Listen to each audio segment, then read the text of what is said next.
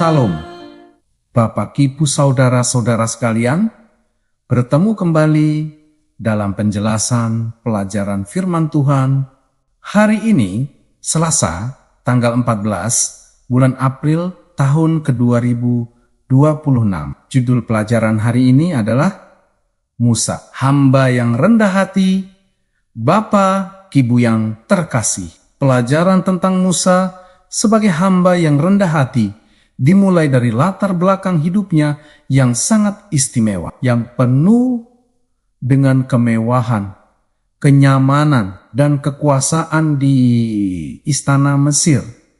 Dia dididik dalam segala hikmat orang Mesir, sehingga memiliki kecerdasan, kemampuan berbicara, dan kepemimpinan yang sangat menonjol dibandingkan banyak orang pada zamannya. Dalam posisi tersebut, Musa sebenarnya memiliki kesempatan untuk menikmati hidup yang aman, terhormat, dan penuh kemegahan tanpa harus menghadapi penderitaan. Namun Bapak Ibu, di tengah segala kelimpahan itu, ia justru membuat keputusan yang sangat berbeda dari kebanyakan orang. Musa memilih untuk tidak terikat pada kenikmatan duniawi yang sementara, melainkan memusatkan hidupnya pada panggilan Allah.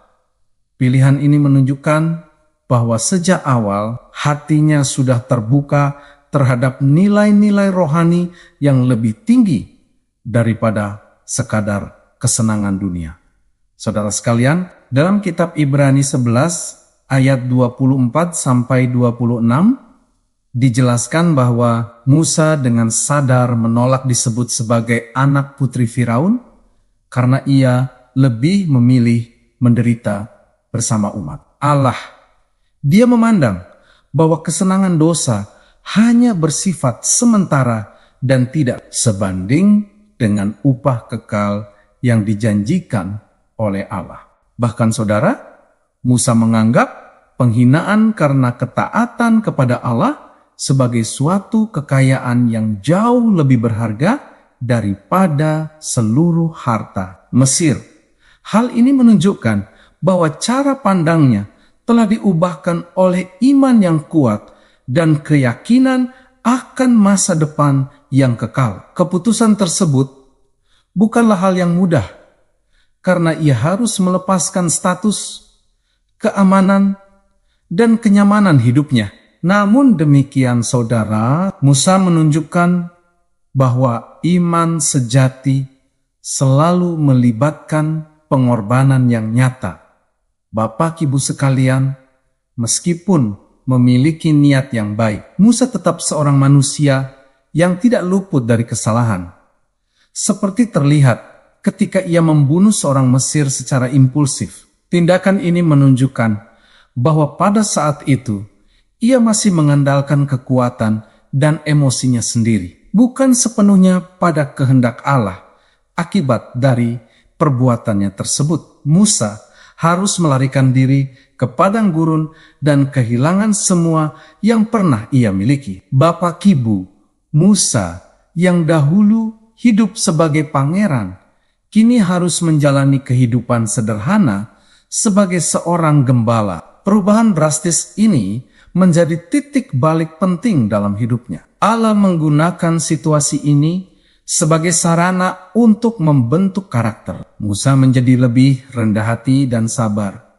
Saudara terkasih, selama 40 tahun di padang gurun, Musa mengalami proses pembelajaran yang tidak terlihat, tetapi sangat mendalam dan berarti. Dia belajar tentang kesabaran melalui rutinitas sederhana, menggembalakan domba di tempat yang sunyi dan jauh dari keramaian. Kesunyian tersebut justru menjadi ruang bagi Allah untuk berbicara dan membentuk hati Musa secara perlahan. Semua kesombongan dan rasa percaya diri yang berlebihan mulai dikikis, digantikan dengan sikap bergantung sepenuhnya kepada Allah. Saudara, ketika Allah akhirnya memanggilnya melalui semak yang menyala. Musa justru merasa tidak layak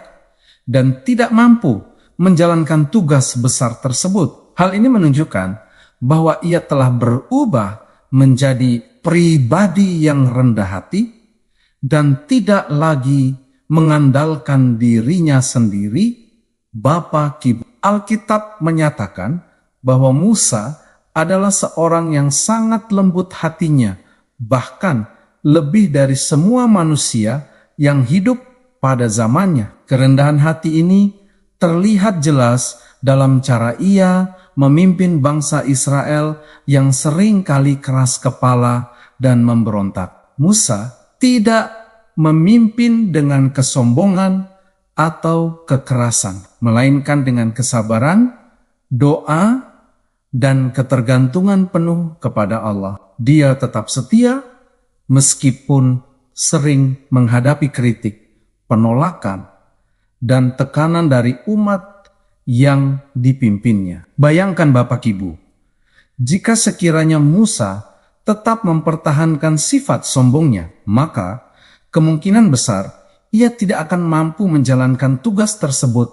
dengan baik. Kerendahan hati menjadi kunci utama yang memungkinkan Allah bekerja melalui dirinya secara luar biasa.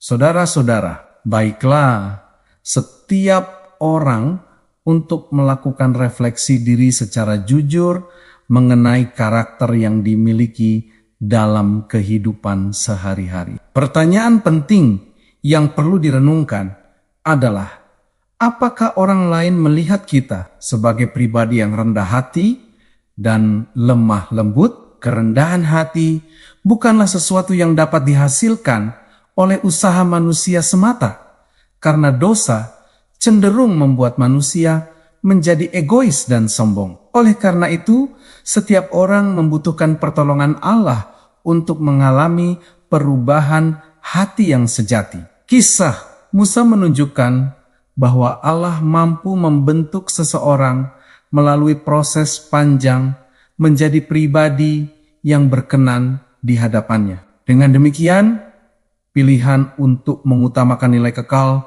daripada kesenangan sementara menjadi inti dari kehidupan yang benar dan bermakna. Bapak, Ibu, saudara-saudara yang diberkati Tuhan, demikian penjelasan pelajaran firman Tuhan untuk hari ini. Sampai bertemu pada pelajaran yang berikutnya. Tuhan memberkati kita semuanya.